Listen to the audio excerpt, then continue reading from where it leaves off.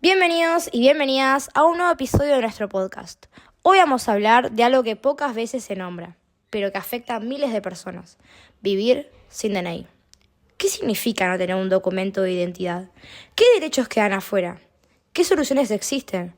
Para entenderlo mejor, vamos a hablar primero con Andreika, una joven extranjera que vive en nuestro país, pero que no tiene DNI, ni ella ni sus padres. Hola y bienvenidos a una nueva tarde en Ojos que no ven, corazón que siente.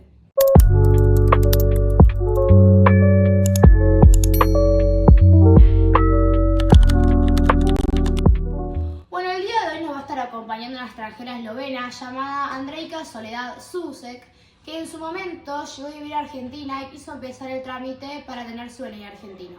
Nos va a estar contando un poco las limitaciones que tuvo. Hola Andreika, ¿cómo estás? Bienvenida, gracias por estar acá. Bueno, contame, ¿dónde sos? Bueno, primero, hola y gracias por invitarme. Soy eslovenia y vine acá cuando tenía 8 años. Ah, ¿y desde ese momento están sin DNI? Sí, pues no sabemos cómo tramitarlo, no tenemos ni papel ni abogados y tampoco tenemos ayuda. Bueno, ¿y qué cosas no podés hacer por no tener un DNI? Uy, muchas. Como por ejemplo, no puedo tener una obra social y si tengo una emergencia o me pasa algo no puedo ir al hospital. No puedo inscribirme en la universidad, no puedo tener una cuenta bancaria y tampoco puedo trabajar en blanco. Y mis papás igual. ¿Y cómo hacen para vivir? Bueno, mi mamá trabaja limpiando casas, mi papá es abatero y yo trabajo cuidando a una nena. Y vivo con miedo.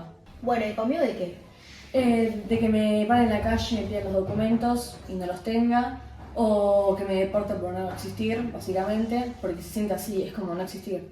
Bueno, ¿intentaron transmitir el DNI en algún momento? Sí, muchas veces, pero siempre falta algo, un papel, una firma, un acta, y sin plata todo se vuelve más complicado. ¿De la escuela pudiste estudiar? Sí, puedo estudiar porque me aceptaron en una secundaria pública, pero después no puedo seguir en la universidad porque me piden el DNI sí o sí. Y bueno, ¿te sentís discriminada? Sí, porque sí se nota, porque hay como miradas, hay comentarios, y sentís que el sistema de gobierno te margina y por un papel es como no va a valer lo mismo. ¿Y tus padres también lo sienten? Sí, es como que a ellos les gustaría trabajar más, aportar más, pero están atrapados y como que eso les genera frustración. Bueno, y contame, ¿qué soñás para tu futuro? Bueno, a mí me gustaría estudiar enfermería, ayudar, ser útil en algo, ¿no? Pero es como que para eso necesito existir legalmente primero. Si tuvieras el micrófono para hablar al Estado, ¿qué le dirías? Que somos personas y no números, que no elegimos nacer en un país u otro, pero que queremos vivir dignamente nada más. Bueno, gracias. Gracias por abrir tu corazón. Tu testimonio nos muestra una realidad que muchos prefieren ignorar. ¿Querés dejar algún mensaje? Sí, porque es como a quienes estén en mi situación, que no bajen los brazos. Y si hay gente que sí tiene los documentos o tiene DNI, que use su voz para visibilizar lo que pasamos. Y ahora estamos con la licenciada Gómez, representante nacional del registro de las personas. Bueno, bienvenida. Bueno, ¿y casos como el de Andreika son comunes? Lamentablemente sí. Hay un montón de extranjeros viviendo en el país desde hace años y que por alguna razón u otra no pueden regularizar su situación. Las razones por las cuales no lo pueden lograr varían dependiendo de la situación económica, de las trabas burocráticas, la discriminación. Bueno, ¿y qué consecuencias tiene vivir sin DNI? Bueno, muchísimas.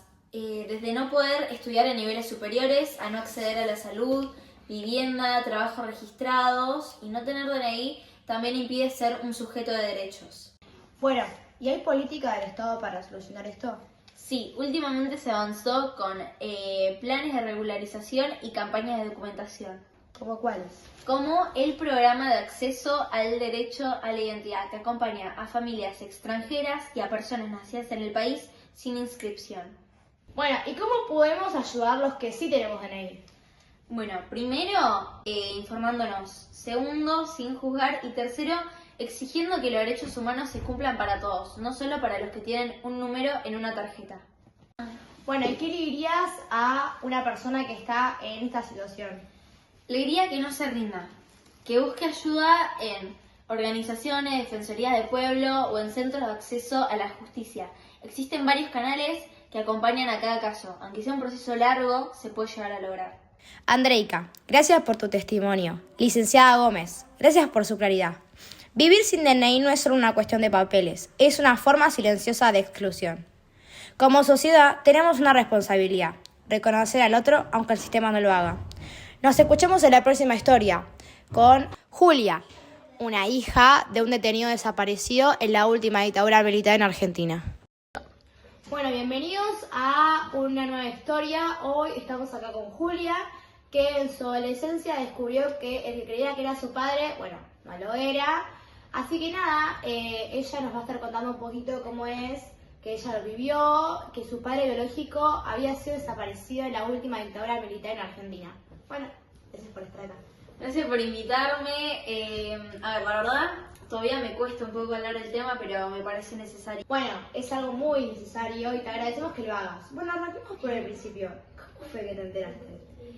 Bueno, todo pasó cuando yo tenía 16 años. Estaba en la casa de mi abuela una tarde y empecé a revisar cosas viejas de más la juventud de mi madre y encontré una carta nombrando al supuesto verdadero padre Julia, nombrando un nombre de un señor que jamás en mi vida conocí. Obviamente fui y confundida, le pedí que me explicara qué significaba todo eso. Ella al principio lo negó, pero después, al tiempo, obviamente llorando y totalmente sensible, me contó la verdad. Bueno, ¿y cómo reaccionaste? A ver, en ese momento yo sentía que mi mundo se derrumbaba, porque obvio fue un montón, ¿no? Enterarme que mi padre biológico no era el hombre que me había criado y saber que mi padre biológico había sido torturado, desaparecido, secuestrado por el Estado. Realmente no supe cómo procesarlo todo. Bueno, ¿y qué te contó tu mamá sobre por qué decidió ocultártelo?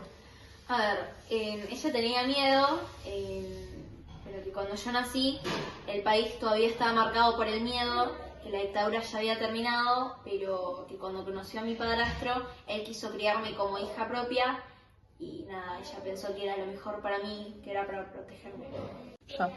¿Pudiste entender por qué hizo lo que hizo? Con el tiempo sí, pero me costó perdonarla. Yo realmente me hubiera gustado saber desde un principio quién fue mi padre, de dónde venía, cómo era, y eso era algo que ella me había quitado. Fuerte, la verdad, sí. ¿Y cómo fue conocerte desde ese otro lugar? A ver, fue doloroso, pero necesario. Ahora siento que me reconstruí, que tengo otra identidad, no distinta, pero sí más completa. A ver, mi padre de crianza, como me gusta nombrarlo, sigue siendo parte de mi vida, pero tengo siempre presente a Tomás y me gusta pensar que me sigue acompañando. Bueno, ¿iniciaste algún proceso después de eso? ¿Te ayudó alguna organización? Sí, cuando yo me enteré me acerqué a abuelas de Plaza de Mayo, me hicieron las pruebas de ADN y me ayudaron a reconstruir la historia de mi papá. Me enteré que se llamaba Tomás, que era militante y que lo habían secuestrado cuando mi mamá estaba embarazada de mí y que nada, que desde ahí no se supo nada más de él. Bueno, ¿y qué le dirías a alguien que esté pasando por el mismo momento que vos? Le diría que se permita sentir todo, ¿no? Bronca, tristeza, dolor, pero que igualmente busque la verdad, porque la verdad suele ser dolorosa, pero también libera. Así que, sí. Bueno, gracias Julia por compartir tu historia con tanta valentía. Muchísimas gracias a vos por dejarme venir a tu espacio a poder un poco más como contar y por ahí también concientizar a la gente que está viendo esto, todas estos puntos de vista, estas historias que por ahí no se hablan con tanta naturalidad, pero que igualmente está bueno conocerlas y tenerlas en cuenta. Y también gracias a la licenciada Gómez y a Andreika. Bueno, muchas gracias por ver y nos vemos en el siguiente episodio. Para. Ay, Dios mío. ¡Ay, por Dios! Bueno, hay que decirme la verdad. ¡Pará! Prácticas, Ya sea dejar de tentarte. No, verdad. No, lo que pasa es que yo creo que los derechos humanos son algo muy importante porque todos tenemos derechos y todos somos humanos. Y entonces los humanos tienen que tener los derechos humanos.